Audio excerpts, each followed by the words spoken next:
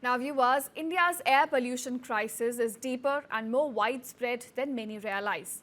A new satellite-based study conducted by CREA now shows a staggering 60% of Indian districts exceed the national air quality safety limit for PM 2.5 pollution. Not a single district, in fact, meets the World Health Organization's far stricter guidelines. The data reveals a clear north-south divide. Northern and eastern states such as Delhi, Punjab, Haryana, Uttar Pradesh, Bihar and Assam, they suffer the highest pollution, with almost all of their districts breathing dangerously toxic air year-round.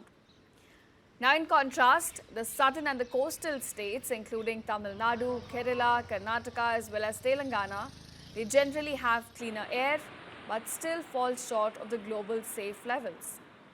Now, Delhi here stands out as the most polluted area, with annual PM 2.5 levels reaching about 101 micrograms per cubic meter. That's 2.5 times the India limit and 20 times the WHO limit. So this makes Delhi's residents some of the most exposed people to hazardous air pollution across the country. Now, seasonally, winter sees the worst air quality, with about 82% of districts crossing safe limits due to cooler and colder weather conditions. In fact, while the monsoon does bring some relief by cleaning the air, pollution levels often bounce back sharply after due to continued emissions and activities such as crop burning.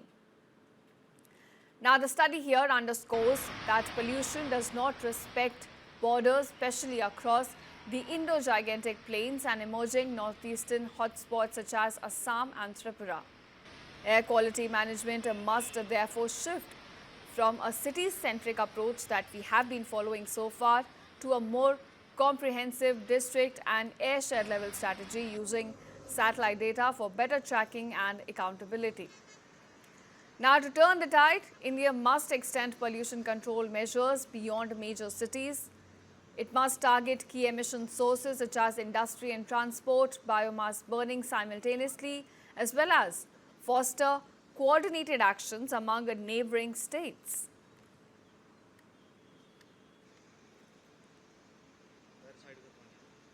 So that's the latest. The numbers that have been revealed by this study are clearly very alarming and concerning. It shows that how the air pollution crisis is deeper and more widespread than many realize. Now, viewers, according to this satellite-based study which has been conducted by CREA, it shows that a staggering 60% of Indian districts exceed the national air quality safety limit for PM 2.5 pollution.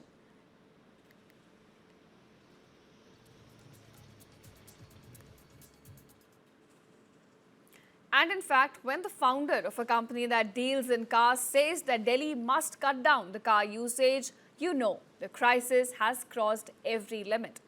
Now, Car's 24 CEO Vikram Chopra has now warned that Delhi's air has become unbreathable and only strict, uncomfortable measures can save the city now. In a powerful post on X, Chopra wrote, and I quote him here, "I run an auto tech company. My entire business depends on people using cars, and even I'm saying Delhi needs far stricter rules to fix the air." His message, in fact, was deeply personal. He said, "I have a 5-year-old son and an 80-year-old parent. Their lungs cannot survive our excuses." Now, calling Delhi's pollution a man-made disaster fueled by public intolerance for discomfort, Chopra here reminded citizens of what worked in the past and what was abandoned because it felt inconvenient. He said that the 2020 lockdown slashed pollution by nearly 60%.